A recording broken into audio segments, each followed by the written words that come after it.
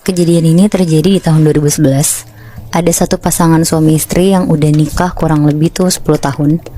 Suaminya kita sebut aja Yanto dan istrinya Asti. Mereka udah nikah 10 tahun, tapi sampai tahun 2011 itu tuh masih belum dikasih anak. Sampai akhirnya Yanto mutusin untuk nikah lagi, tapi tetap pertahanin Asti. Kurang lebih 2 bulan kemudian, Asti ngizinin Yanto untuk poligami. Singkat cerita, Yanto nikah sama perempuan ini, namanya Diana. Sampai kira-kira pernikahan mereka berdua udah sampai 1 tahun, si Yanto sama Diana, Asti tuh udah makin gak kuat karena selalu ngalah di pernikahan ini. Akhirnya si Asti tuh ngerencanain sesuatu Bi. Asti kepengen ngeracunin Diana dengan nyampurin racun di makanannya Diana. Biasanya yang masak tuh pembantu mereka. Karena lagi gak ada Yanto dan Diana di rumah, Asti tuh ngambil alih buat masak makanan mereka nanti. Jadi dibikin 3 piring gitu Bi. Nah untuk yang Diana itu tuh dikasih racun. Akhirnya mereka makanlah bertiga di meja makan. Nah setelah makan sekitar jam 9 malam, Yanto sama Diana tidurlah sekamar. Asti yang tidur sendiri di kamar tuh deg-degan sekaligus gak sabar banget buat ngelihat hasil dari racun itu. Sekitar jam 1 pagi,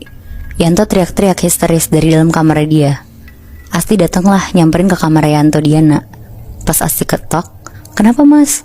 Terus Yanto tuh bilang, Diana ngeluarin busa dari mulutnya, terus dia udah gak nafas sekarang. Sampai dibawa ke UGD dan Diana tuh akhirnya dinyatain udah meninggal pas lagi tidur. Ngelihat itu tuh Asti pura-pura sedih, tapi dalam hati dia tuh sebenarnya seneng banget. Akhir dari cerita Asti tuh gak sampai situ doang. Untuk pertama kalinya, pas Asti lagi tidur di sebelah Yanto, Asti tuh ngeliat ada sosok Diana di pojok kamar, lagi ngeliatin Asti sama Yanto yang lagi tidur sambil nangis sesegukan. Jadi kayak ada suara tangisan gitu yang cuma bisa didengar sama Asti.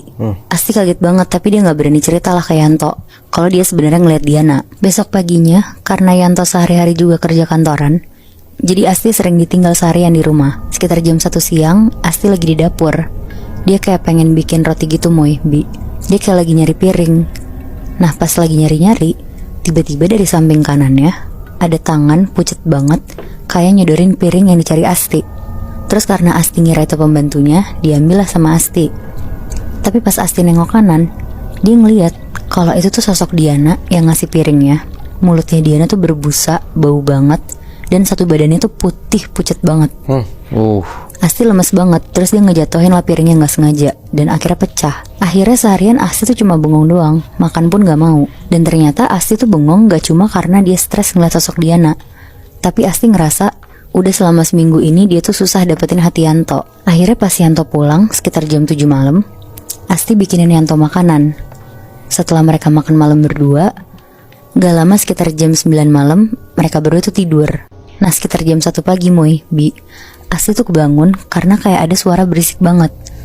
Akhirnya Asti nyalain lampu, dan pas Asti lihat, di sebelahnya Yanto tuh mulutnya ngeluarin busa, badannya geter-geter, dan gak lama Yanto tuh meninggal. Anjir. Tapi ngelihat itu Asti gak kaget-kaget banget. Wah gila banget sih.